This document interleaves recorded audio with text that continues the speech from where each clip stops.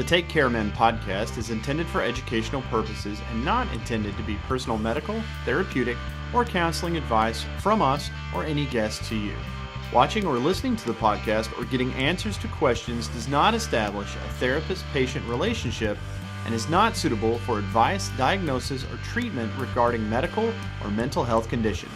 Perhaps these videos or podcast episodes can help you prepare for your discussion with your doctor or therapist. If you are in need of immediate help, please consult our resources at takecareman.com/help. Thank you and enjoy the podcast. Hello. How are we?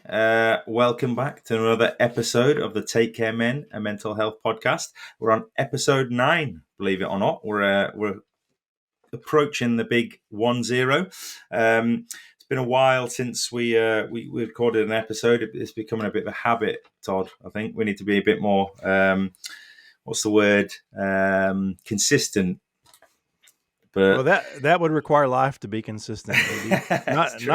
Not to blame anybody but us. But wow, stuff happens, right? It does. Life comes first. But anyway, this week we're talking two sort of main topics. The first one is SAD, or Seasonal Affective Disorder, how to spot the signs of SAD, and the holiday season blues, obviously relevant with the holiday season being in full swing. So what have you been up to, Todd, since we last recorded an episode? Anything good?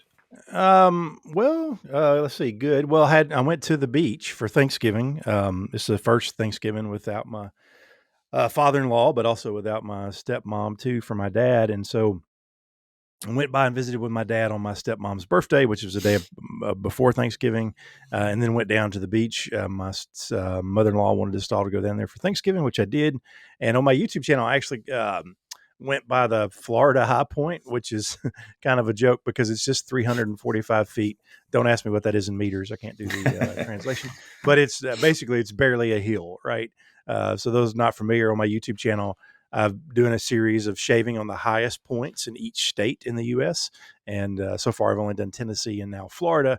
So I got to do that video. My daughter and I went by because we drove back separate from my wife because she came back another day. But we went by and did a video there at the park.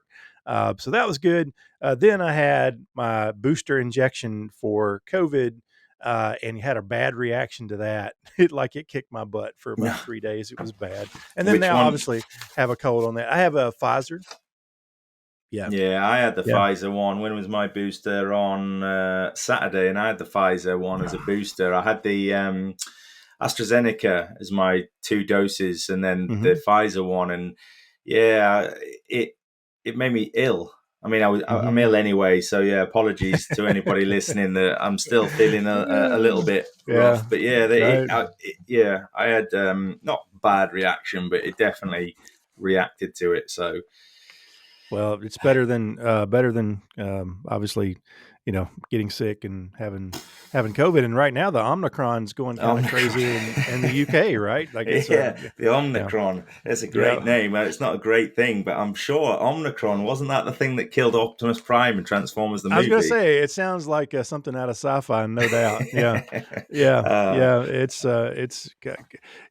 I think I've seen 2 of those Transformers movies. I need to watch more of them, but some of them were great and some of them not so great. Not to get I'm talking about the one way back in the 80s, the original, the Transformers the movie. Oh, yes. Yeah. I'm sure that was what it was. Something like the Omicron killed Optimus Prime, but anyway, I digress.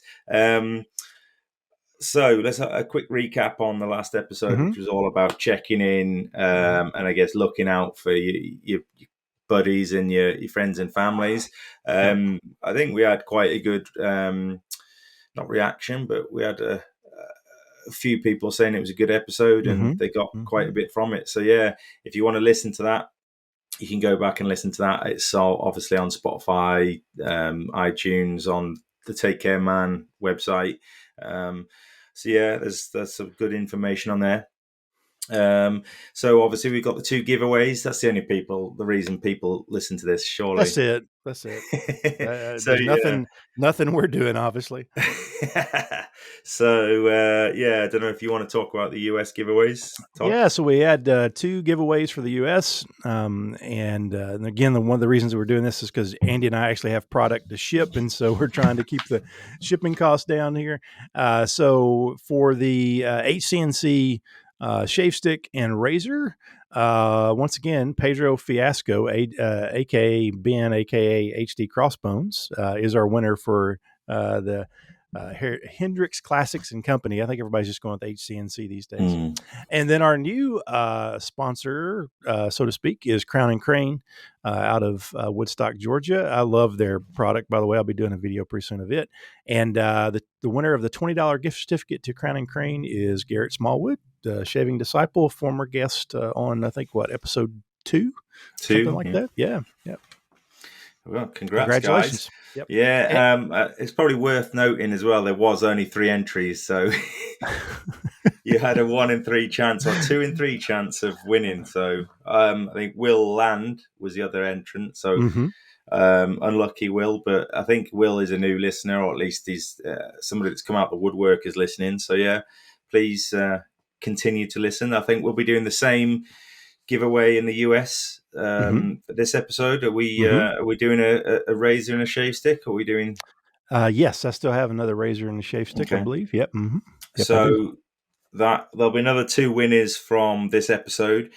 We also did a UK or Europe for rest of the world, so to speak, giveaway. So there was 2 prizes up for grabs. One of them was the HCNC shave stick and razor, and the other one was a $20 gift card from the razor company.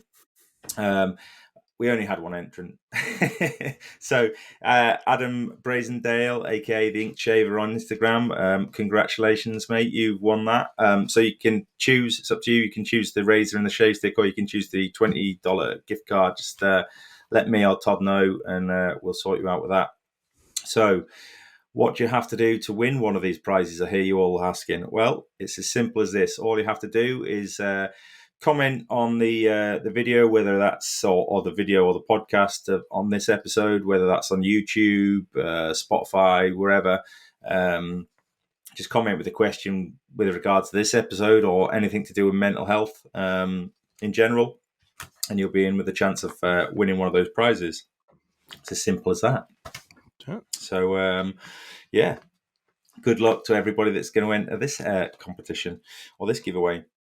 So, something I wanted to add into the episodes is just a brief discussion on anything that might have cropped up that you've noticed in terms of mental health news or projects. And I'll do the same. I'll keep my ear to the ground. So, I know Movember's been and gone, but certainly in the UK, November was Men's Mental Health Awareness Month. I don't know if it was in the US. Yes, I mean November. The Movember folks kind of highlight that, although it's not as big as it probably needs to be here. But yes, that was something that was part of what was being highlighted. Yep. On one of the wet shaving groups on Facebook, I think it was the Buy Sell Trade group, the UK Buy Sell Trade group. Mervyn Cadman made a brush that he is raffling off with the proceeds going towards men's mental health and suicide. I haven't seen that brush yet, but it was. I thought that was a good way of raising awareness and raising some money. Can't remember. I think it was about £300. I'm sure it was £3 and to enter, and there was about 10, 12, maybe even more. I don't know. Can't remember, but that was a good thing.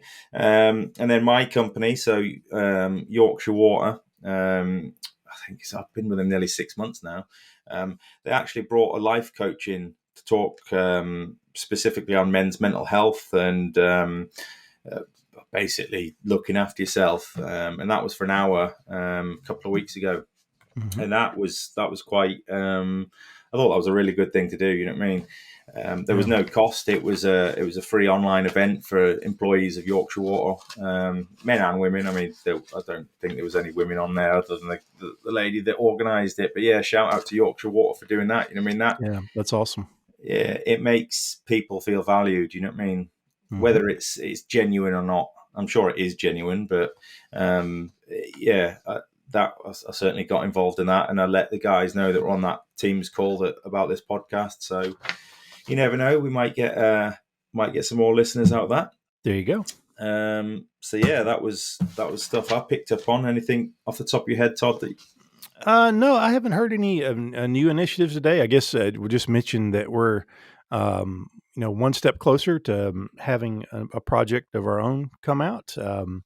We are been contacted by an artisan who I think you named on Instagram, right? You've already named this artisan. Right? Yeah, I think we mentioned it on the last podcast, actually. Yeah, that's right. Yeah, so Heritage Hill is reached out to us and said, hey, we want to put together a soap for you, and also working with Ginger's Garden on possibly a matching or well, we don't want to call it matching. What we were going to call it, sort of contrasting, harmonizing post shave product, balm.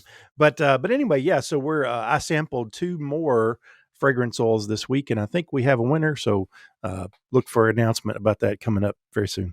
Yeah, no, shout out to Heritage Hill and Ginger's Garden for getting involved in this, and it's it's pretty special that we're going to have our own soap. Mm-hmm. It's very exciting. So let's get on to the main event. So SAD, I don't know how much you knew about it, probably more than I did. I mean, I knew of it, but maybe not as much as I know now due to obviously suffering with depression myself. Mm-hmm. But Seasonal Affective Disorder, or SAD for short, is a type of depression that comes and goes in seasonal patterns. It's sometimes known as the winter depression because it's usually more apparent and more severe during the winter months. Mm-hmm. And a few people with SAD may have symptoms during the summer and feel better during the winter. So there's a flip side to it. You know what I mean? It's not always apparent in the winter. It's also in the summer as well. Right. So it affects about 15 million adults, or 6.8% of the US population. And more than 1 in 20 people in the UK have been diagnosed with seasonal affective disorder, which is quite a lot, really, when you think about it. The population of the UK, I mean, off the top of my head, I think it's about 65 million. Mm-hmm. So 1 in 20 people have said they've been affected by it. Men are twice as likely to have been diagnosed with SAD. Over 9% say they have, as opposed to 4.5% of women. So, yeah, it's something pretty relevant to men's mental health. It's a bit of a, I suppose, is it fair to say that it's a bit of a strange disorder? Yeah, it's a little different. I mean, and I think that people like mental health professionals are not, they tend not to talk about it as much, and they tend not to diagnose it frequently. And part of the reason is because people don't necessarily know what's happening when it's happening, meaning it's sort of easier to notice when you're depressed, year round. Or just notice that you're depressed, but you may not notice the patterns, right? You may not notice that, oh, this is happening to me when it's, winter months or colder months or what have you. But that's the case for, a lot of people. And as you said, in rare cases, it can happen in the summer as well. But it's basically very similar symptoms to depression in the sense that, you maybe sleeping a lot more or having difficulty sleeping. I will say that with SAD, it looks like statistically that the symptom related to sleeping tends to be sleeping more rather than having trouble sleeping. And also overeating tends to be more statistically likely with the SAD compared to general depression. And part of that is because of our own built-in survival instincts, right? Of hibernating in the winter, if you will. Like the invention of the light bulb is not that old, right? Like I'm not a history buff, but it's been really not over much over a century or so, right, or something like that. So people used to get up with the sun and go to bed when the sun went down, and very linked with the rhythms of nature. And with the invention of the light bulb, now we work. I know you do, and I do. Like sometimes we're up late at night doing book work, or whatever you want to call it, and so it's sort of natural for us to, like, what our ancestors have done is they've slept more in the winter and kind of eaten more in the winter, because that's just sort of natural, right? They're stuck in their caves, at least our ancestors are. But what we're talking about here is, that in today's time, we don't really operate with the rhythms anymore, right? Like, in other words, everything doesn't slow down in the winter, generally in the world. Like, everything still stays really, really busy. And so, we weren't kind of designed to do that. And so it's a challenge on us as humans to sort of be our full potential during the winter months. But we really think that it has a lot to do with that exposure to sunlight, right? The production of vitamin D, but also the production of serotonin. We think that light really has a lot to do with that. And obviously, the closer you are to the equator, the less likely people are to have seasonal affective disorder. And the closer they are to the poles, the more likely they are, because they have those shorter days. It'd be interesting to see if there's ever been any research done. I've never heard of it, but there's parts, like I know there's a town in Alaska where the sun comes out like at noon for like an hour, and that's it, and then it's gone for the rest of the day. So I can't imagine what that's must be like. But we basically believe that it's primarily due to that lack of sunlight. But also, I would say that what goes along with that is the colder months means people are not getting out as much. They're not outdoors. They're not getting fresh air. They're not getting exercise. And we know the protective factors of exercise towards, helping with mental health issues. So, there's a lot of things that go into that. And, there's some one of the treatments I actually use myself for something different, but I think it probably also helps to sort of keep seasonal affective disorder at bay, and that's light therapy. So it just occurred to me I could actually probably use my video light for doing this, but I have a light I bought off Amazon about, 10 years ago, to help me with my sleep disorder. So I have a sleep disorder called delayed sleep phase, which basically means my circadian rhythms get out of whack, which is part of what's going on with seasonal affective disorder as well. And we think that not only is serotonin affected, vitamin D, even tryptophan, but also melatonin is part of what's going on with seasonal affective disorder. And so the treatments for seasonal affective disorder is very similar to what I do for my sleep disorder, which is sit in front of that light therapy in the morning for 30 minutes and take my melatonin at night. And it helps keep my sleep cycle regulated when I do it. And I don't always do it with regularity, but those lights, and you can, if you just Google, seasonal affective disorder light or light therapy, if you even just go on to Amazon and search for SAD light, SAD light, or light therapy, you're going to see these, and they vary in prices from the like $30 to upwards to like $200, and you can read the reviews there and talk to your doctor about the possibility of using that. But it's really, really helpful. Like, it works for a lot of people in a lot of different ways, and it's you can just put it in front of you while you're having your breakfast and drinking your coffee or tea, and getting your day started. So that's a really common way to address it. There's other people who will actually go on an antidepressant during the winter months, right? They'll go to their doctor and take an antidepressant for the winter months, and then they'll taper off of it as they're going into the summer, because they may not need it during the summer, and then they'll gradually come back on it for the winter months. But yeah, it's the same as with general depression in terms of deciding to see your doctor. If you obviously, if you're having thoughts of harming yourself, that's something you definitely want to go see a professional about immediately. I'm going to jump in here, Todd. Yeah. I'm going to wrap your knuckles here. Okay. Because you what? I know you went to see the Falcons play yesterday. Or you watched the Falcons yesterday, didn't you? Yeah, I watched them. Yeah. So what happens to American footballers when they're like committed a foul? Do they go in the sin bin, or is it something else? Sin bin. That's interesting. Is that what they call it in soccer? I think Is that called the sin bin? well, in rugby you go in the sin bin, but you completely gone off the show notes. Oh, have I really? Yeah. So. Oh, okay. I'm sorry. I thought I saw symptoms of SAD. When to see a doctor. What causes SAD? Treatments of SAD. But it doesn't matter. It doesn't matter. You okay. carry on. You carry on. Okay, I'm good. I'm good. So where do I need to be? Oh, the symptoms of SAD. Yeah, I see what you're saying. Okay, yeah, just didn't scroll down enough. But yeah, I mean, among these listed here, obviously with depression, that's part of. Unfortunately, that's when people often wait to get help, is when they're starting to have those thoughts of feeling, like that they might, want to harm themselves, like they want to check out, like it's just too much. But as I said, very similar to depression with your mood's just generally low. You have that what's called anhedonia, meaning you're not interested in many things that you normally would be interested in. And we're going to talk about holiday blues in a little bit, but you combine that with holidays and you're not feeling that great about the whole holiday thing.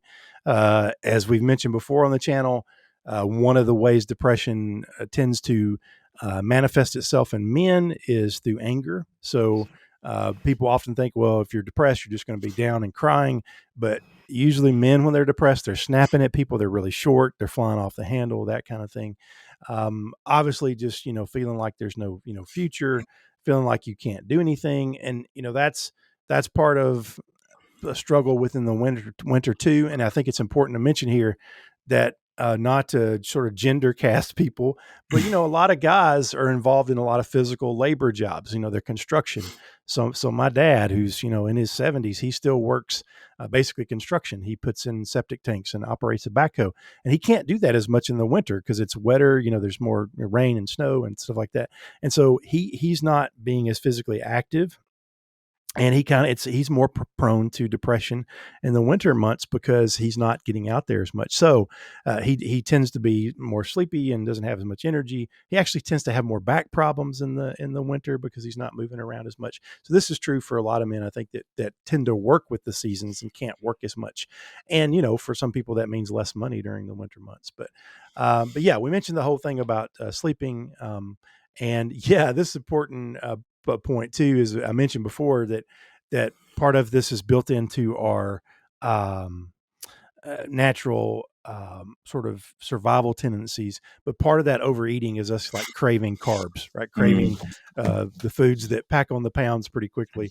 And the reason that is because they're energy dense. Like there's a lot of energy packed into carbs. And so was the most efficient form of what to eat when one was trying to, conserve things during the winter months. But yeah, ultimately, if you can't do what you want to do day to day, it's time to talk to your doctor. Yeah. So I suppose the catalyst for me coming up with this episode, obviously I've been suffering from depression, probably coming up a year. But it's definitely got a lot better, you know what I mean, with the help of medication. But it got to, so you don't have daylight saving times in the US, do you? Yes, so, we do switch over. Yeah. Mm-hmm. Yeah. Oh, I didn't think you did. They don't in Arizona. They stick to their own. Yeah. So shout out to Smiles for Miles and their weirdness. So obviously the clocks go back in the winter months, so October time, and the clocks went back, and probably a week or 2 weeks after they went back, I found myself probably feeling more down than I usually would. And I'd heard of SAD before, but didn't really think anything of it. But would you say that, so for someone that's suffering with depression, would you say that SAD can increase those feelings of depression? Is it something that can build on top of the depression that you're already suffering with? Yeah, most definitely. And by the way, I belong in the sin bin. You're exactly right.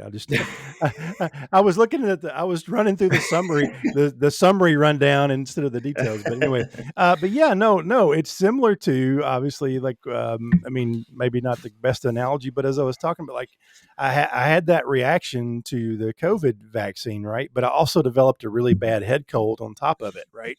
And so I have both, illnesses at the same time, which was, difficult. But yeah, I mean, people can already have depression, and then seasonal affective disorder just comes in and sort of turns the knobs up to 11, for what you're already experiencing.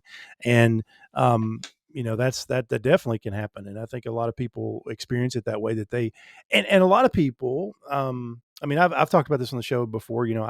I've been treated for depression in the past, but I still take an antidepressant year round, and to try to keep depression at bay. And I'd have to know that during the summer months, winter months for me particularly. And again, it can be different for different people. One thing about the whole summer months thing for people that might be more of a challenge during the summer is if they're living closer to the equator and it's hotter, like it's, sweltering, they may not get out as much during the summer and those tropical climates as they do when it's a little cooler, right? So that might explain some of that. But yeah, totally can have both at the same time: existing depression or existing anxiety or existing bipolar disorder or trauma reaction, and then having SAD on top of that. So, one of the problems that we have is, humans, is we like for things to be in little neat categories, like, this diagnosis and everybody fits in this little box, but it's just not true. It's very fluid, and, symptoms can look different across different people. But yeah, most definitely you can have it at the same time. I think it's, again, important to mention that once I understood or kind of looked into it and understood that, well, actually there is something called SAD, I accepted it a bit better, and it was easier to sort of understand why I was feeling like that. And we've mentioned it before, a lot of mental health issues arise, not arise, but people get frustrated because they don't know what's causing it or why they're feeling like that. So if you can understand something something like SAD is quite a what am I trying to say? It's a specific reason why people feel like they do, whereas depression is such a broad subject. SAD is a specific thing that makes you feel like that. So if you get to like October or the winter months and you start feeling down and no motivation, you're sleeping more, well, actually it may be SAD, and it may just be a temporary thing. You know what I mean? So yeah, it was good for me to kind of realize why I was feeling a little bit more. I was like 11 instead of 10. You know what I mean? So yeah, it's good to understand why you're feeling like that, or try and understand. So obviously, with anything mental health wise, there's a time and a place to speak to a GP or reach out to friends and family. So you should really consider seeing a GP when you think you can't cope anymore. If you're getting to the point where I'm thinking this is just too much for me and I can't cope, whether that's in your work life, your personal life, whether it might be something as simple as you used to enjoy going to watch a football match or a baseball game, you know what I mean? And suddenly you don't realize you don't want to do it anymore. If it's a winter month, then maybe it's because you're suffering with SAD. So obviously the GP will carry out an assessment to check your mental health. They'll ask you about your mood, your lifestyle, eating habits and sleeping patterns. And one of the biggest things they'll probably ask is, obviously, have you started feeling this way since we've got into the winter months? And they should really treat it the same as any other depression. And any, I don't know, profess to be a GP or a medical expert, but any experienced GP would hopefully say, look, this isn't a long-term thing. You're not suffering from chronic depression. It's a condition called SAD, and it'll hopefully get better when we get back into the summer months. And I suppose that not the danger, but a lot of GPs will prescribe medication, or rather than looking at holistic measures, they'll provide medication in the form of antidepressants, and they take what is it they say it takes sort of 4 to 6 weeks to start having effect. So right by that time, I don't know, say it gets to December, by the time they start kicking in, you're getting into spring, and kind of those symptoms may disappear, but they're masked by the antidepressants. So there's a flip side to going to see the GP, and I mean it's kind of something that's very limited and short term may end up being something long term, which doesn't need to be. So I guess it's again balancing how badly you're feeling compared to, I suppose, the treatments. But like I say, any doctor or any experienced doctor should be able to sort of discuss that with you. I don't know whether you've got any thoughts about when to see the GP, but yeah, as I talked about prematurely earlier, and again, apologies to my very skilled co-host who had notes together that I've completely apparently forgotten about from 2 weeks ago. But obviously those thoughts of harming yourself is the primary thing that you want to be concerned about. But as you said, when you get into the point where maybe I need to take medication, and the problem is with seasonal affective is by the time you find the right one, meaning sometimes you have to try different medicines right before you get to the correct one. Then the time you get on the winter months may have passed, right? And the effect of it, has not had time to kick in or kick in, because not only is it finding the right one and having it kick in at the right time because it has to build up in your system, but also getting the right dosage, right? Like regulating it up. And sometimes that can take months to regulate up. So as I've said before about other things, pills don't teach skills. Like you also have to do the other stuff besides just talking to your GP. When you get up in the morning, open the blinds, get as much sunlight in your house as possible. Force yourself to go for a walk outside, get outside, even if it's very brief, walking the dog, walking outside in the yard. I currently am being forced to walk my dog because the storms here in the U.S. Blew down my fence. So I can no longer just say to the dog, here, go out into the cold winter and frolic in the backyard. I'm not going to worry about you. Now I have to strap him to, one of the two, to a leash and take her out into the winter. But, force yourself to get out and get some sunlight. Consider, doing that. So yeah, medication can help, and that's something you should talk to your general practitioner about. But also do your part to try to get more sunlight, get some exercise, obviously stay hydrated, try to eat, a healthy diet, those normal things that we talk about when we're talking about addressing depression. But yeah, I mean, the thing I would want people to think about always in terms of, should I talk to a doctor about this? Well, like, what's the negative side of that? There's really not a negative side, right? That's what professionals are there for, right? Is to talk to you about, hey, here's what's going on. And, even now, most, well, I won't say most places, but a lot of places now have the telehealth option, right? So like you can even just check in with a video check-in with a medical provider and talk to them about what's going on. So there's really no downside to checking in with your doctor about it.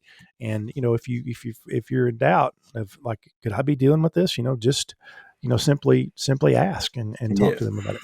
Yeah, definitely. So we'll move on. You've covered some of this briefly, but do you want to talk about, obviously, the causes of SAD? Because obviously it may be helpful for people to understand the causes and that it is a temporary thing, or can be a temporary thing, which may eliminate the need to go and see GP. So yeah, do you want to cover the causes of SAD briefly? Yes. So again, the whole thing with light is huge here, in that not having as much exposure to sunlight affects the production of several things. Like it affects the production of serotonin. It affects the production of melatonin. It affects the production of vitamin D in your body, all of which are related. And so, not having that sunlight creates those biochemical changes within your body. And part of what you can do there, and you would want to consult your doctor in terms of actually supplementing, but making sure you're taking a multivitamin, that's recommended for you during those winter months. I mean, it's a good idea to do that year round, but particularly during the winter months, so that you're supplementing particularly that production of vitamin D from the sun. And then you can actually take, you can buy melatonin over the counter in a variety of different, dosages, but that's part of what's going on, is that this is a hormone that naturally makes you sleepy, right? That occurs within the human body. And so, the body is like producing it at higher levels, which can cause you to be more sleepy. But the problem is you want to make sure that's happening at the right time of day. So actually supplementing can help it happen at the time of day that works with your work schedule. And so you can actually help to sort of tweak your own circadian clock. But again, part of the issue here is that we're living out of sync with nature. Like again, the electric light bulb's a great invention, and you can use it to help treat SAD, but it's also created where now there's no limit on work. We're working around the clock, right? There's no limit on when we can do work. Sure. Has there been kerosene lanterns and things people could yeah, but nothing to the extent of like full blown, these bright daylight type lights that are operating in factories and warehouses, not to get off into a downer subject, but we just, had tornadoes hit here in the U.S., particularly hard in Illinois and Kentucky. There were people at an Amazon warehouse, people at a candle factory in Kentucky that were working, like basically the midnight shift when those tornadoes hit. So while it was dark outside, inside those buildings, it was like daylight, right? They're all working and right at it. And so that what our bodies would prefer is to work with the sun. And I've visited frequently with Amish community here in the U.S. And I'm not sure if y'all know what the Amish are. Yeah. I mean, they originate from Europe, but yeah, we know. But we don't. I don't think we have any communities. But so basically, they still. They don't use electric light, and so they still operate with the sun. Like the sun is their clock, which is pretty amazing, right? I mean, we've gone too far at this point in society to push back, right? Like it's not. We're going to throw out all the electric bulbs in my house, but nonetheless, just trying to give yourself a break, like cutting yourself a break a little bit and realizing, hey, this is not a weakness on your part. Like there's less sun outside, right? Yeah. And it's colder outside. And, that all can play into this whole production of melatonin and serotonin. And so, with the serotonin, that's going to affect not only, just like with the melatonin, affect your sleep, schedule, but it's also going to affect your appetite. You're going to be, wanting to eat more. And so just knowing that the sun's affecting that and trying to counteract that. But as I mentioned, the whole circadian rhythm thing is huge as well. Your body is depending on the sun to tell it, okay, it's time to be sleepy. It's time to, to wake up, that kind of thing. And obviously if your work schedule is out of sync with the sun schedule, then that's going to be a challenge. Right. And so a lot of this is a problem that many of our ancestors might not have experienced as much because they could just say, okay, yeah, things are slowing down. It's wintertime. I'm not going to work as much. And again, with guys that tend to have to work outside, guys and gals that have to work outside, that tends to be something they still deal with now. But yeah, it's, there is the whole genetic predisposition. The problem with SAD is, and you kind of alluded to it, is that some people will kind of look at it and go, oh, like, is that a real thing? People do that with every mental illness, right? They'll go, is that a real thing? Well, the reality is that your reality is your reality, right? Like whatever you're experiencing is what you're experiencing. And it doesn't really matter what you call it. You're still just not feeling like you want to feel. Yeah. And so the research on SAD is still a little bit in its infancy. So we're still trying to, determine how much of a genetic link might be there, those kinds of things. But certainly you do see it be occurring in families quite a bit. So, but the research is still pretty young around SAD. So there's a lot to still look into related to what causes it and whether or not it's genetic. Yeah, no, yeah, they're all, until you've actually suffered with a mental health condition, people are very skeptical about it. And I put my hand up and I say, I was skeptical about it, until I actually suffered full-blown depression. And SAD being one of those sort of niche mental health conditions, people aren't necessarily going to take it or give it the seriousness it deserves. So moving on, we'll talk about the treatments of SAD. You touched on it briefly, but there are a range of treatments for SAD, and like every mental health condition, there are treatments. So it's not the be all and end all. If your doctor tells you, or somebody, one of your friends tells you, I think you're suffering from SAD, it's not the end of the world. You know what I mean? It may feel like it to some people, especially males who, we mention it all the time, are alpha males or try to be alpha males. It's it's a lot to take in, especially if you've never suffered from it before, because mental health can strike at any time. You know what I mean? It's not like it's something you can see creep. Well, you can see it creeping up with you with certain things, but something like SAD, if you've never suffered with it and then suddenly one year you just down in the dumps, you know what I mean? It's a lot to take in, but there are treatments. So lifestyle measures, I think, is a good one, and that goes for depression itself as well, not just SAD. Getting as much natural sunlight as possible. There's no what's the word? I'm terrible. I'm normally good with these sort of things. There is no. Come on, Todd, help me out. You can't replicate. You can't replicate sunlight, like right. Natural sunlight. No substitute for it. Yeah. So like you've said, getting out, exercising regularly and outside will help, and managing your stress levels. So certainly for me at this time of year, sort of the last couple of weeks leading up to Christmas, it is busy at work. I mean, people are trying to cram in a lot of work before they finish for Christmas. And it's about managing those stress levels. Like if you are suffering from stress, work-related stress, stick your hand up, stick your head above the parapet and say to your boss or your line manager, look, I'm struggling a little bit here. Can you help me out? And any human being, you know what I mean, not just a manager, any decent human being will say, well, yeah, let's see what we can do. They may not be able to do anything, but it's important just to put your hand up and say, look, I'm struggling here before it gets too much. Light therapy that you've mentioned, there's a special lamp called a light box or a SAD lamp or SAD light to simulate exposure to sunlight. I know I spend most of my time sat in front of the computers at the minute in my little office, and I'm fortunate to have a window, but some people may not have windows, you know what I mean, or may not have a window. So that's something to look at, something fairly inexpensive as a treatment. Talking therapies. If I got to jump in right before we move to talk therapies, employers, like when you're designing workspaces, try to put as much windows in there as possible. Even if it's skylights, if it's not an exterior wall, built a skylight in. Like try to get as much natural light into your office. And at work, I don't have any windows in my office at work. And I'm one of these people that the best office I probably ever had was the first job I ever had. It was a corner it was like two windows, which was great. But on my desk, I have a desk lamp that doubles as light therapy. So you can adjust the light temperature. It can go from cool to dark or cool to warm. So from blue to red light, so to speak. And I can actually, if I'm running late and I've not used my light therapy box at home, I can turn that desk lamp on, angle it up, and use it as light therapy. And it also doubles as a great video light if you have to be on Zoom or something.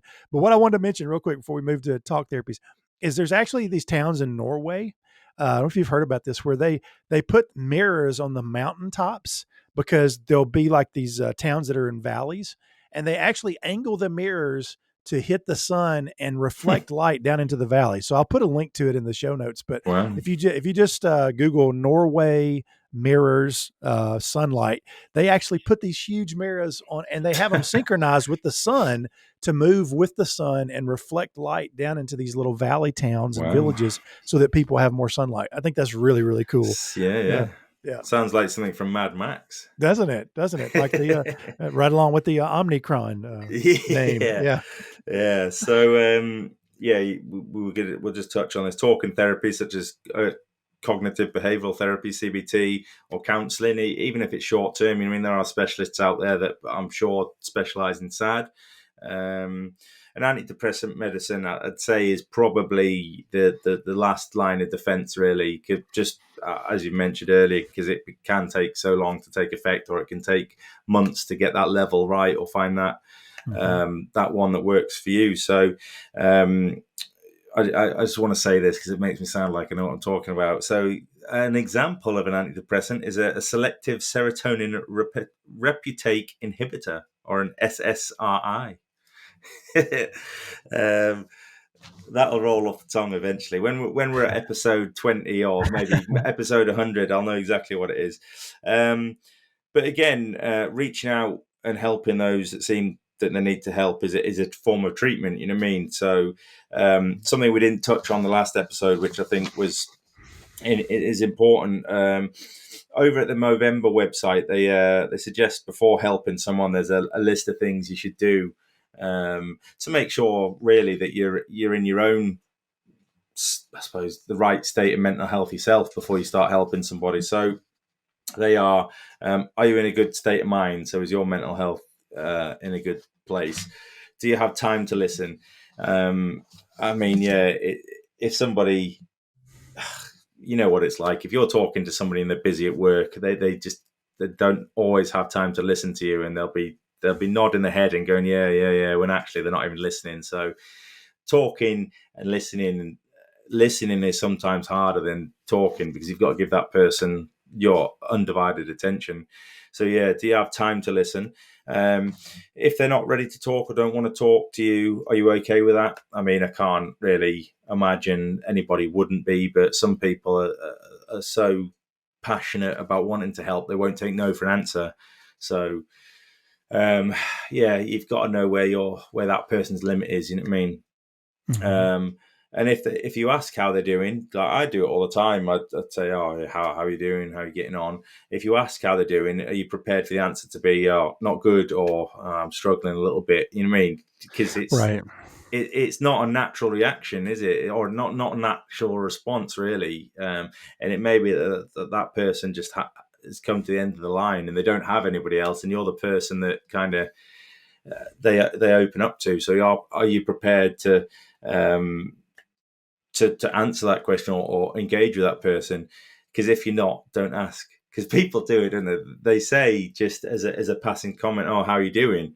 And it's maybe not in the US, I don't know, but certainly here are how's things or how's tricks, just as a greeting. And somebody might turn around and go, actually, no, I'm really bad. You know what I mean? I don't know, the dog died or whatever. And you've got to be, people take it as not tongue in cheek, but it's the norm.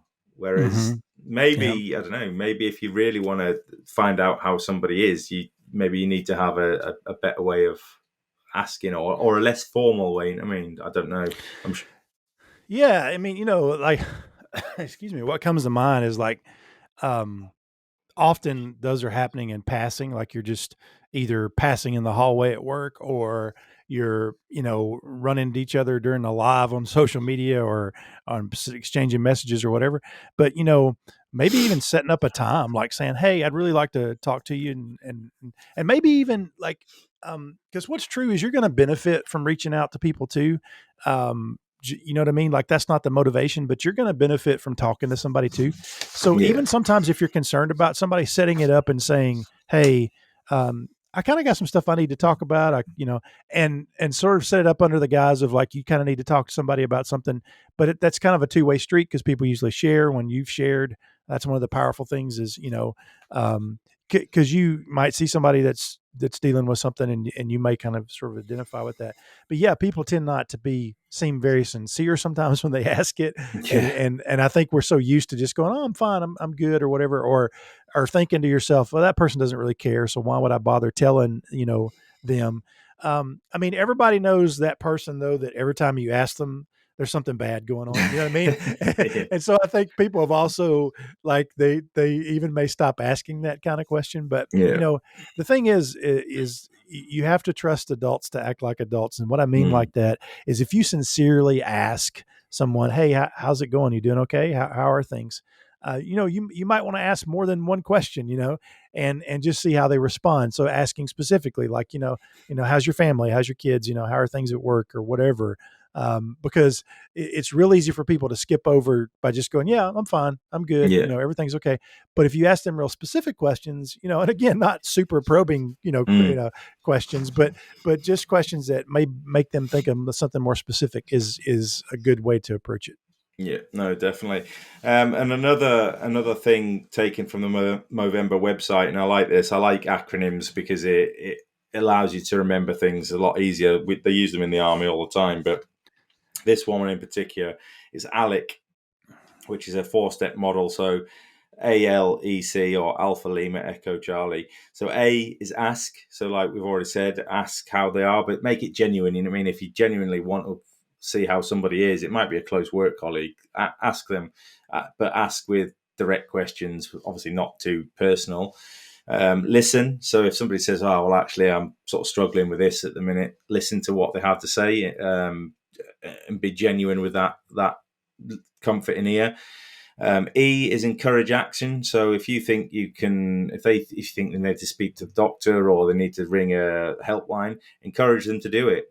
And then C, and probably one of the most important parts, is check in. So don't just encourage them to do something, then leave it and hope it goes away. Check in and make sure they've done it. So, yeah, Alec, that's a good one. I like that. I was checking you're still there, Todd, because you've frozen. Yeah, I'm still here. Can you hear me okay? I can hear you fine, yeah. So, we're pushing on 50 minutes, so we'll move on swiftly to the next section, because we have got a couple of listener questions as well that would be good to discuss. Mm-hmm. So, yeah, the holiday blues, Todd, over to you if you want to discuss and tell us all about that. And just like we were talking about sad on top of depression, meaning to the same time, you can throw a third one in the mix, and this can occur separate from sad, separate from depression, but also as a part of depression. And that's the holiday blues, meaning that, for a lot of people, they look forward to the holidays. They look forward to, here in the U.S., Thanksgiving, through, say New Year's, for other people celebrating, Hanukkah or Kwanzaa or different holidays during this time. But for a lot of people, it tends to be a depressing time. One of the things that we, and again, I don't like to gender cast things, but we suffer from stuff as men that's just true that we tend to suffer with more. And like, sure, there's tons of single moms out there, but I know as a dad and as a husband, like one of the major things on the front of my mind when the holidays come around is I love the holidays. This is a kid who. So in the UK, do they have chairs that are called bean bags or sack chairs? You know what I'm talking about? They're like, yeah. So I'm a kid who emptied my bean bag in the middle of summer as a kid because it looked like snow. Like I had Christmas in July. I got in major trouble for that, by the way, but because I was like 8 or something. But I covered my entire room. So I love Christmas, right? But as a dad, a husband, I start thinking about the bills, man. I'm like, it's time to buy those Christmas gifts. It's like, do we have enough money put back for that? Like, how am I going to pay for that or whatever? And so like in the middle of trying to celebrate, these holidays and focus on the true meaning of these holidays, you're thinking about, gosh, man, I got to buy all this stuff. And you know what I mean? Like you're thinking about the monetary thing, about balancing your budget. And that's a challenge. And, it's also sometimes a reminder of people who are not there that used to be there, whether it be due to death or divorce, or even kids moving off to college and not being there maybe during the whole season, but coming in briefly, or somebody's married in the family and they're not there. So there may be literal empty chairs at the table, during the holidays. And, I know you lost an aunt and uncle this year, and I lost father-in-law and stepmom. And so, those holidays can be challenging for that reason as well. And so,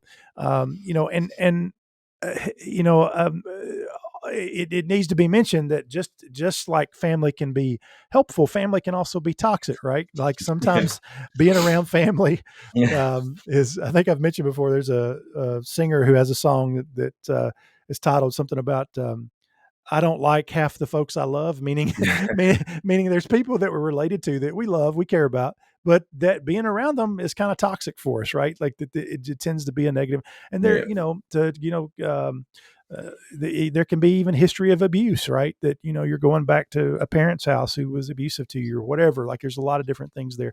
But there's a lot of things that come up during the holidays, that just can remind you of past trauma, or can remind you of losses, or you get to thinking about the whole issue related to, money and all that, kind of thing. And so that's important to be aware that that's something that can happen. the National Alliance for the Mentally Ill, which is an advocacy organization here in the U.S., mentions that 64% of people with an existing mental disorder will have more sort of holiday worsening of their condition. So whatever their mental illness might be, the holidays tends to exacerbate it. Because here's the thing: is I still love the holidays. It's one of my favorite times of the year, but it's stressful. There's even good things are stressful, right? So there's all this, hustle and bustle and people rushing and I, not to bash on the wet shaving community, but we're kind of as bad as other places. If you want to lose faith in humanity, just Google these like Black Friday sale doorbuster videos on YouTube, where so here in the U.S., the day after Thanksgiving is a big day of sales, and people were like fighting each other over TVs, right? You know what I'm saying? So the holidays also brings out the worseness sometimes in terms of the way we react. There's a great funny movie that I actually was part of the quiz last time, Jingle All the Way, where two dads are trying to find a certain action figure for their kid. But, people sometimes during the holidays are just so competitive about things. And, part of what I would say, and I know I'm getting a little bit off script here, but, try to make the holidays more what it needs to be rather than what society tells you it should be. Sometimes we overspend because we're trying to get gifts for people at work and things like that, when maybe they just appreciate a card, right? Or a cheap mug or something like that. And so don't fall into the trap of feeling like you got to spend, all this money all the time or whatever. But yeah, teasing out the difference between seasonal affective disorder, depression, holiday blues can be difficult. And so I would challenge people not to worry so much about what's causing it, but more just knowing you don't feel well, you're not feeling the best. You're kind of, and again, trying to, talk to people about it, trying to talk to them about what you're experiencing, whether it be your doctor or whether it be a family member or a friend, and just understanding that's, part of what's going on. Now, it's important to realize you can experience, just like with depression, okay, you can have depression that's not clinical depression, meaning you're feeling blue, you're feeling down, it lasts for a short period of time. Or then there's clinical depression, which is more long-term, is really affecting you to not be able to do your day-to-day activities. Same thing is true for SAD. Some people have the winter blues, right? Other people have seasonal affective disorder. Same thing with the holidays. Sometimes holidays is just stressful, depressing, and it is for a lot of people in a lot of different ways, but it's not always completely debilitating to everybody. So with any of these three things, depression, SAD, holiday blues, there's a continuum of everybody's struggling with it to this is really shutting you down completely, where you're having a really difficulty functioning. Yeah, no, definitely.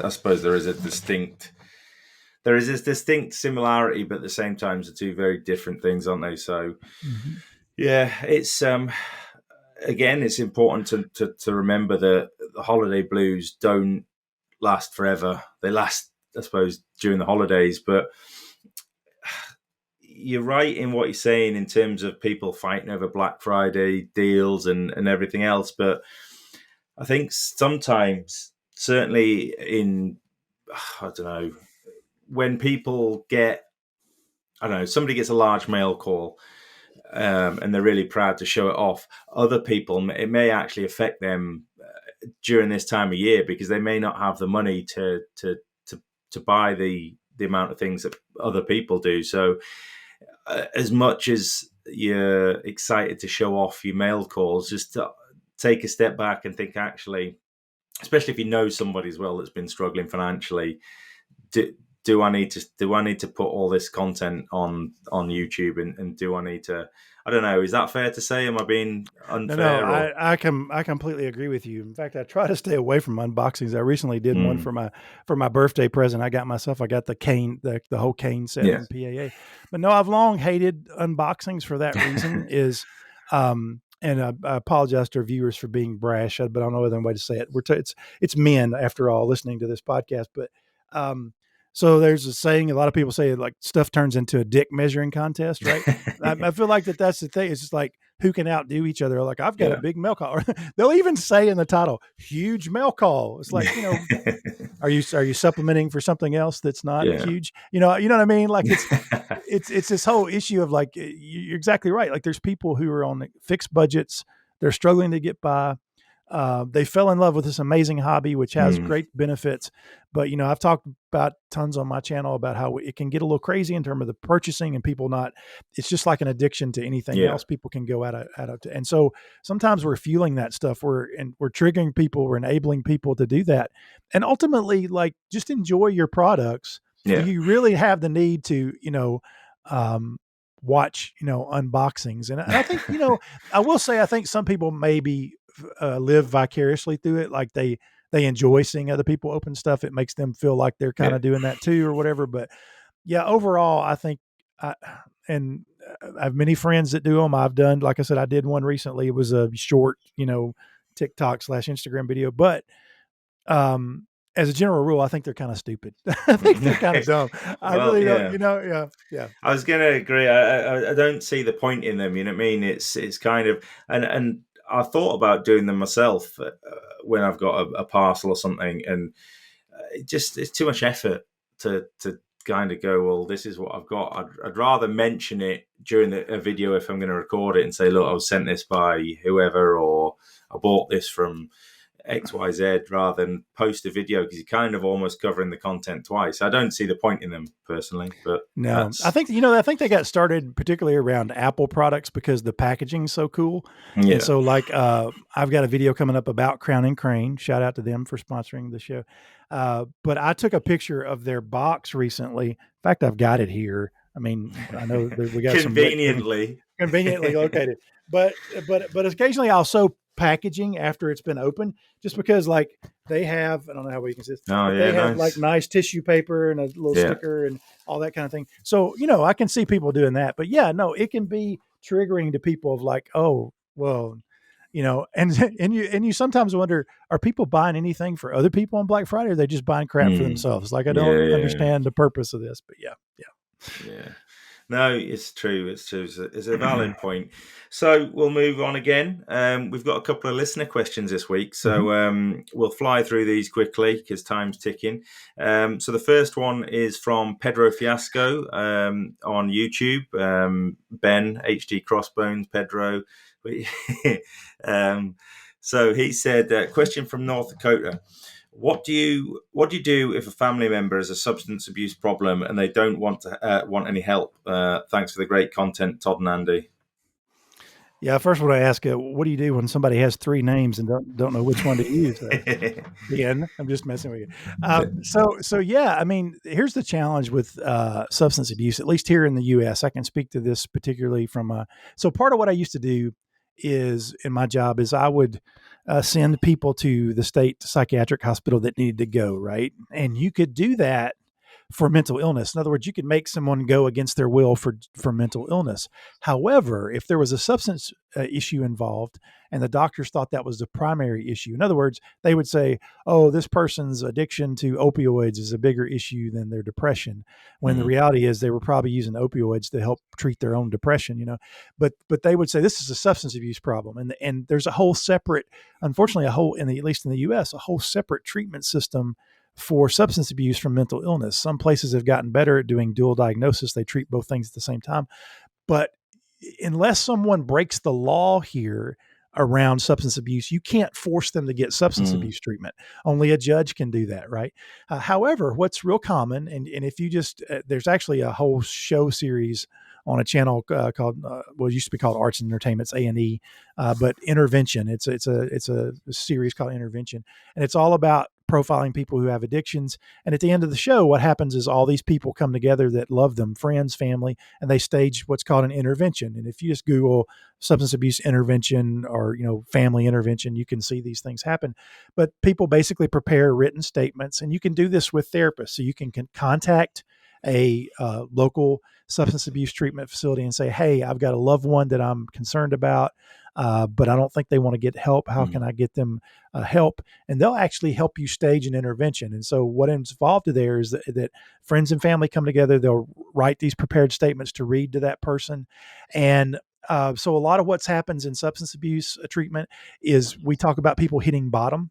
In other words, they get to a point where they're like have lost everything, and the pain of using is and the pain of losing things is more powerful than the pain of or the allure of continuing to use, right? And so a lot of what interventions are about, meaning stage family and friend intervention, is bringing a bottom to someone instead of them hitting bottom, is you bring the bottom up. And so you say, like, if you continue to use, I'm not going to have you over to my house anymore, right? Or I'm not going to allow you to borrow money from me anymore. And this is really hard because it's a tough love approach. Like, you're having to set limits with people that you love and you care about, but maybe they've been to treatment before, they won't get treatment. So it's loving that person enough for friends and family to say, you know what, enough's enough. I'm going to set some boundaries with you, and here they are. And oftentimes hearing and these are usually a little bit of an ambush. So they feel weird, meaning people walk into a room and they don't expect to see, here's my best friend, and here is my mom and dad, or my wife, or my coworker, or my boss, or whatever. And you walk in and here's all these people, and you quickly figure out what's going on, right? Like, these people are here to force you to go to treatment. And so that's an option, and you can do that on a smaller scale. Oftentimes people are surrounded by other addicts. And so it might just need to be you that talks to that person and say, hey, just so first and foremost, just be honest with them. Tell them you're scared. Tell them you're worried about them. Tell them you're afraid you're not going to see them, next year or whatever, there's lots of ways to try to help encourage people. Like, it can feel coercive. It can feel forced at times, but ultimately you're talking about a life and death situation, right? And the rates of overdose are skyrocketing around addiction. And, you wouldn't say, oh, this person's unconscious on the floor and needs an ambulance. I don't have their permission, so I'm not calling an ambulance. You know what I mean? Like, so sometimes you have to step things up. So this is a great question, and it's hard to deal with. But if you just contact any local substance abuse provider and say, hey, I've got a family member, I got a friend that needs help, they don't want to get help, how can we help? A lot of substance abuse treatment professionals help families and friends come up with those meetings and get a person into treatment. Yeah, no, good answer. And thanks for that question, Pedro, because it is there will be a lot of people out there that are in that situation. And so next question. So this is from Will Land, and he says, Will's in the US, doesn't say where, but he says, my question is, can repressed emotions cause physical pain? Now, it's not something I can really comment on. I have no expertise, but I don't know whether you can comment, Todd. Well, I think, even, expertise or not, I think we've all probably experienced the release that happens when you let emotions out. Part of the way I see emotions is I see them as energy. And energy can get trapped. And when it does, that's not a good thing. Like, it's eventually going to find a way out. Emotions are very much like, it's a very trite and overused analogy, but it's very much like a cup full of water. Like, if it's full of anything, anytime it gets shaken a little bit, stuff's going to come out, right? And the buildup of it, like if you had a lid, like with a pressure cooker or whatever, and stuff can't get out, then it's going to cause pressure inside, and it literally causes pressure and energy within your body, right? And there's this great song, I'll link it in the show notes, but it's called Sideways, and the idea of the song is, if you push stuff down, it's going to come out sideways. Meaning, if you're not intentional about how you want it to come out, like you're talking to a therapist, or you're talking to a friend or a family member, or you're finding a way to, go to the gym and pound on a punching bag or whatever. You're like, if you're not getting that emotion out some way, it's going to find its way out. You can't repress emotions long term. And let me tell you this from somebody who's like gone to the doctor and gone, oh, I think I'm dying from intestinal cancer because I have this pain here, right? Stress can do anything it wants to your body. Anxiety, depression, emotions can mimic any physical symptoms you can think of. It can cause skin problems. You can break out with skin problems, complete stress, digestive issues, stress, headaches, on and on and on and on. So yes, that energy sort of stored up in your body festers and sort of rots. And yes, it can cause you to have physical pain. The studies are there that show that. And here's the thing is that people think, okay, well, the fact that you're having back pain, it's just stress. Well, the just part is not fair, because it's still pain. It's not that the pain's not real. It's just that the cause of it is not something physical. Like they look at your back and there's nothing wrong with your back. Like the x-rays are fine. You seem to be fine. But usually people would feel tension there. Right. And so one of the best mental health interventions, by the way, is going to see a massage therapist. Right. I talked to this guy who's a massage therapist. I think I mentioned this in an early episode, but he says for a large percentage of people, and I forget the exact percentage he said, but for people who come see him the first time for massage therapy, they break down and cry in the middle of the session. So like at some point he's released enough tension in that person that everything just comes pouring out. Like all this emotion comes out because the person's letting go of that stuff. So yes, Will, it's a great question. And repressed emotions can definitely cause physical pain. In fact, repressed emotions just are not good in general. And obviously sometimes we have to hold our tongue or push things down. But if we fall into a pattern of that, in fact, like if you get away from the whole medical model of depression for a minute, of the whole, the fact that there's neurotransmitters and all that stuff, ultimately the biggest theory we have of depression is that depression is repressed anger. It's anger we've pushed down through the years and we've not let out, and we just pushed it down.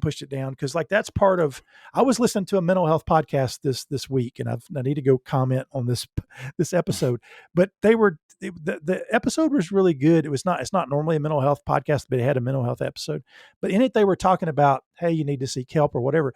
But at the very beginning, they said true men don't go around complaining about stuff. True men keep stuff inside and they don't. And I'm like, oh my God, y'all just like talked about, you're about to talk about how everybody needs to talk about stuff, and yet you just said people don't need to talk about stuff, right? And so that's the thing is like you just cannot keep, as men, we like excuse me, try to hold this stuff inside. And a lot of people, if you're normally like strong and you're kind of the silent type and you kind of continue on in life and try to soldier on and toughen, people don't often know how to react if you show some weakness, or you show, and I hate to call it weakness, but you show a moment of where you're not feeling as strong as you normally do, right? People often don't know how to handle that. So that's a lot of what I know Andy and I are trying to do here is help establish this culture where people are saying, no, it's completely masculine to like talk about what you're going through. Right. But sometimes it takes other men. And that's part, I think, what we're really passionate about is that sometimes it takes another man to understand what you're going through. So just like I was talking about with the holidays, like as a dad, I'm thinking, what's this going to do to my budget? Like, what's this, you know what I mean? And so that's stuff that people have to be aware of. So don't try not to repress emotions. Try to get them out in some sort of way, where it's journaling, going for a run, whatever it might be.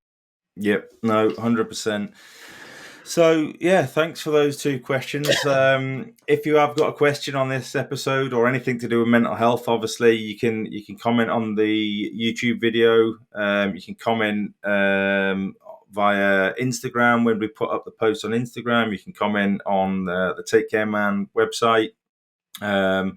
Send me a message, a private message. Send Todd a private message. Just reach out if you want us to talk about something or you want to ask a question. If you want to stay anonymous, let us know. I should have really said. Well, these guys have asked questions, but they put it out on YouTube, so they're obviously not too fussed about them names being read out. But yeah, by all means.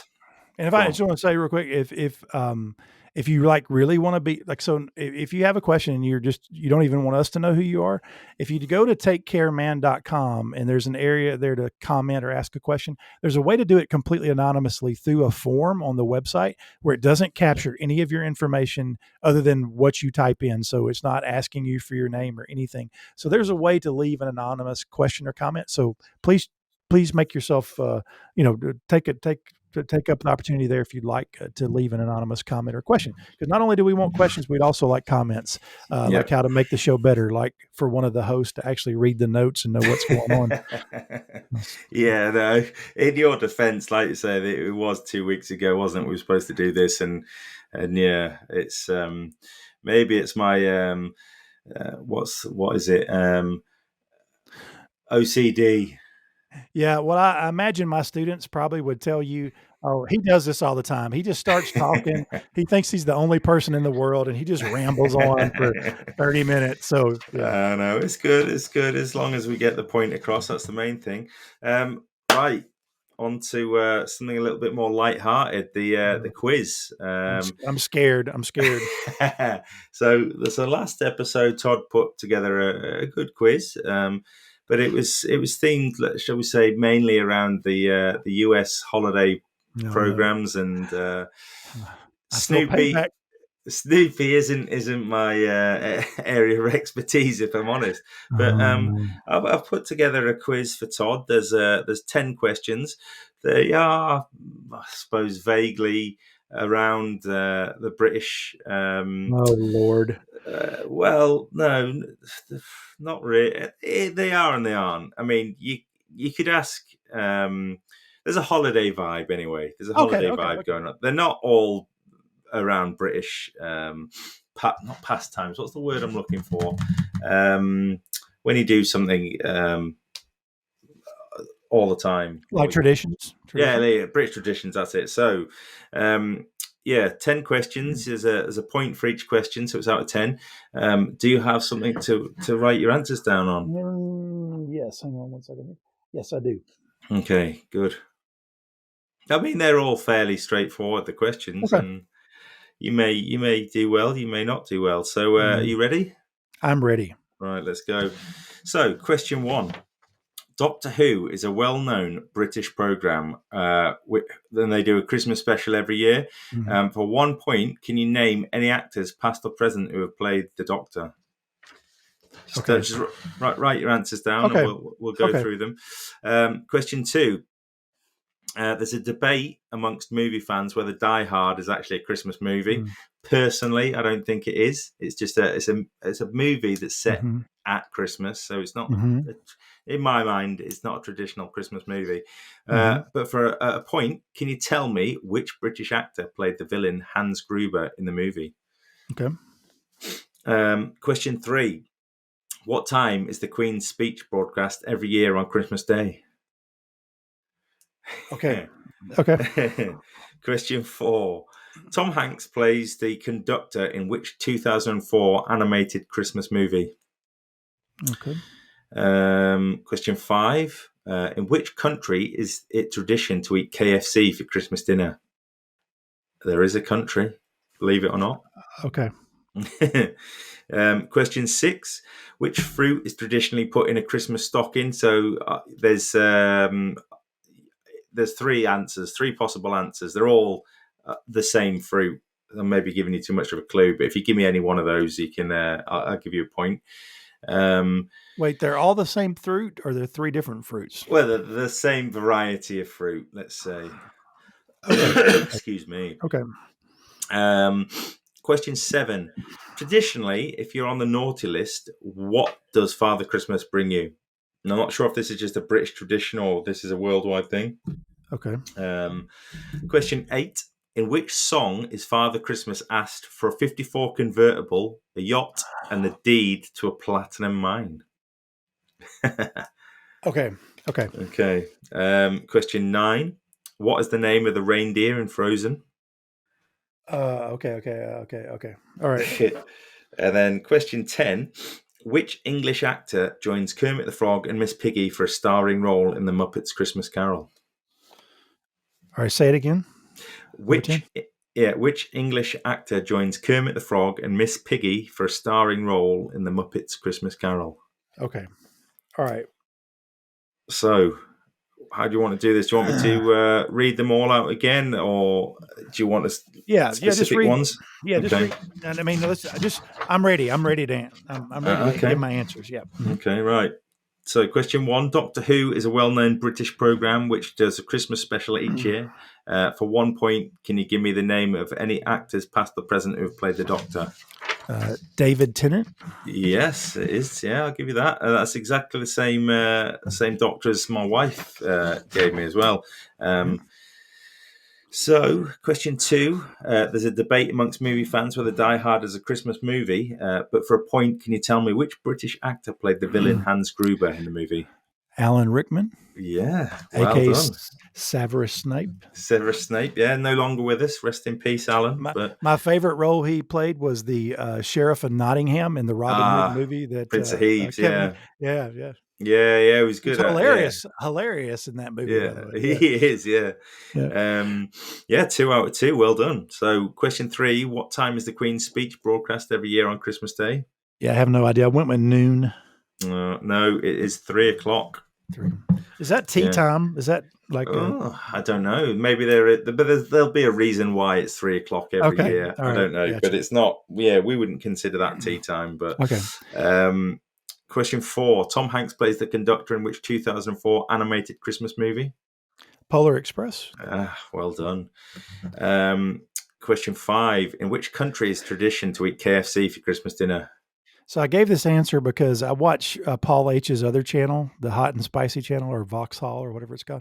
So I put Wales. I'm sure that's right. No, it's Japan. Oh, wow. Yeah, it's. I don't know whether they actually have a Christmas dinner as well, but traditionally they have KFC for Christmas dinner. Question 6: which fruit is traditionally put in a Christmas stocking? I put an orange. Yeah, I'll give you that. You could have said orange, tangerine, or satsuma. Okay, gotcha. Is that a custom in the US, or is that? Yes, yeah. So variety of fruit. So pears, apples. Yeah. Okay.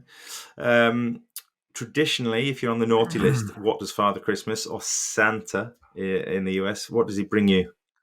Coal. Yeah, like a lump of coal. Yeah, lump of coal. Yeah, is that another US one or is that a British? Yeah, it's a US one. In fact, there's a PAA soap called Lump of Coal. Yeah, there is that. Yeah, there is. Yeah, I saw that while I was looking for Christmas themed soaps the other day. Right, question 8. So what are we on now? You've got 1, 2, 3, 4, 5, 6. It's not bad, not bad. Question 8. In which song is Father Christmas asked for 54 convertible, a yacht, and the deed to a platinum mine? I think the convertible is supposed to be light blue, if I'm not mistaken.